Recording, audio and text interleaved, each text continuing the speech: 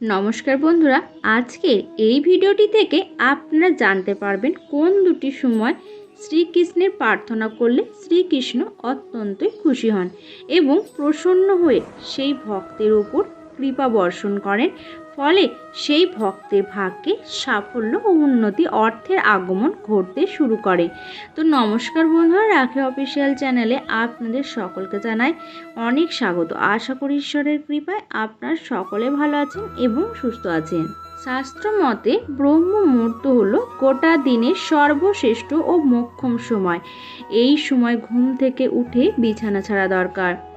কাজের মাধ্যমে ভাগ্য পরিবর্তন করতে ও সাফল্য অর্জন করতে ব্রহ্ম মুহূর্তে অবশ্যই শ্রীকৃষ্ণের পূজা অর্চনা করা উচিত। ভারতীয় শাস্ত্র অনুযায়ী সব কিছু নিয়েই উল্লেখ রয়েছে। সময়, কাল, বর্ণ, ধর্ম থেকে শুরু করে দৈনন্দিন কাজ নিয়েও উল্লেখ রয়েছে। তাই যে কাজই করতে চান না কেন, সবেতেই রয়েছে কোনো না কোনো কিছু কারণ।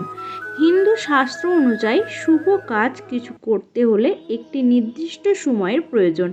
কোনো কাজ সম্পন্ন করতে ও সফলতা অর্জনের জন্য কঠোর পরিশ্রম ও উন্নত পরিকল্পনাও দরকার। তবে কঠোর পরিশ্রমের পরেও কাঙ্ক্ষিত ফল পাওয়া যায় না। তাই নির্দিষ্ট সময়ে শুভ কাজ সম্পন্ন করা উচিত। শাস্ত্র অনুসারে ব্রহ্ম মুহূর্ত হলো গোটা দিনের সর্বোচ্চ সময়। সনাতন ধর্মে ব্রহ্ম মুহূর্তকে অত্যন্ত বিশেষ বলে মনে করা হয়। এই সময় ঘুম থেকে উঠে যে কোনো কাজ করা খুবই শুভ বলে মনে করা হয়। জীবনে সুখ, শান্তি, ধন সম্পত্তি, উন্নতি, সাফল্য যদি একসঙ্গে পেতে চান, তাহলে ব্রহ্ম মুহূর্তে ঘুম থেকে উঠে শ্রীকৃষ্ণের প্রার্থনা অবশ্যই করুন। ব্রহ্ম মুহূর্তে ঘুম থেকে ওঠার পর দেবী লক্ষ্মীর কৃপা সবসময় বজায় থাকে। এছাড়া ভাগ্যের সব দরজা এক এক করে খুলে যেতে শুরু করে। ঘুম থেকে উঠে আপনারা এই মন্ত্রটি অবশ্যই জপ করবেন। করাগ্রে বসতি লক্ষ্মী, কর মধ্যে সরস্বতী, কর মূলে তু গোবিন্দ, প্রভাতে কর দর্শনম। বিশ্বাস করা হয় উভয় হাতের তালুতে দেবতা ও গ্রহের বাস। ব্রহ্ম মুহূর্তে উঠে উভয় হাতের তালুর দিকে তাকিয়ে এই মন্ত্রটি জপ করতে হবে। ব্রহ্ম মুহূর্তে দেবতা ও গ্রহ একসঙ্গে দেখা অত্যন্ত শুভ ও কল্যাণকর। এই কারণে শাস্ত্র অনুযায়ী দীর্ঘক্ষণ ঘুমানো নিষিদ্ধ বলে বিবেচিত হয়েছে। বলা হয় এই সময় ঘুম থেকে ওঠার অর্থ হলো স্বর্গে সব দেবদেবীরা এই সময় জেগে উঠে পড়েন আর সেই সময় ভক্তি ভরে পুজো নিতে চান। এই সময় পুজো পাঠ করলে খুব তাড়াতাড়ি ঈশ্বরের কাছে বার্তা পৌঁছায় ও উপকারও মেলে। মনের ইচ্ছে দ্রুত পেতে গেলে এই সময়টি হলো একেবারে মোক্ষম। এই সময় গায়ত্রী মন্ত্র জপ করাও খুবই শুভ। ব্রহ্ম মুহূর্ত ছাড়া যে সময়টিতে প্রার্থনা করলে স্বয়ং ঈশ্বর প্রসন্ন হন, সেই সময়টি হলো সন্ধ্যাবেলা। দৈনিক হিন্দু ধর্মাচরণে নিত্য পূজাকে বিশেষ গুরুত্ব দেওয়া হয়। হিন্দু ধর্মে ঈশ্বরের উপাসনায় অত্যন্ত শ্রদ্ধার সঙ্গে মূর্তি পূজাও করা হয়। অনেক বাড়িতেই অনেকে প্রতিদিন সকাল সন্ধে পূজা করেন এবং তারা ভালো করে জানেন যে পুজোর কিছু বিষয়ের ক্ষেত্রে যথেষ্ট যত্ন নিতে হয়। তাহলে জেনে নেওয়া যাক সন্ধে পুজোর নিয়মগুলি কি কি। নাম্বার 1, তুলসী পাতা চয়ন দিনে। ভগবান বিষ্ণু শ্রীকৃষ্ণের পূজায় তুলসী বিশেষভাবে ব্যবহৃত হয়।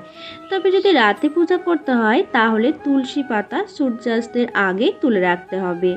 সূর্য বন্দনা নয়। শাস্ত্র মতে সূর্যের উপাসনার জন্য দিনের সময়টিকে সর্বোত্তম বলে মনে করা হয়।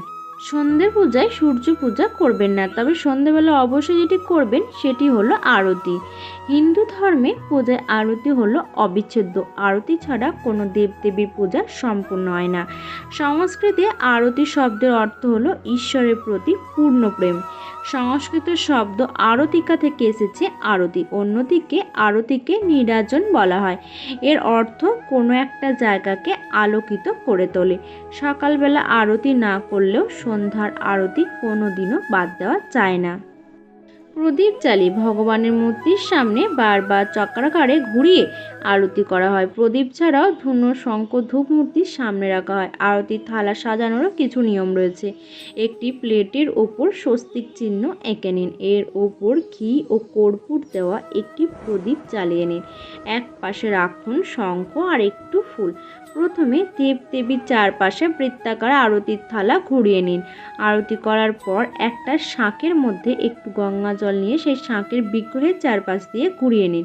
তারপর সেই শাঁখের গঙ্গা জল নিজের ওপর এবং আরতিতে উপস্থিত অন্যান্য ভক্তের ওপর ছিটিয়ে দিন। আজকের মতন ভিডিওটি এখানেই শেষ করছি। আশা করি আপনাদের ভালো লাগবে। তাহলে আজকে এই পর্যন্তই, দেখা হচ্ছে নতুন আরেকটি ভিডিও নিয়ে।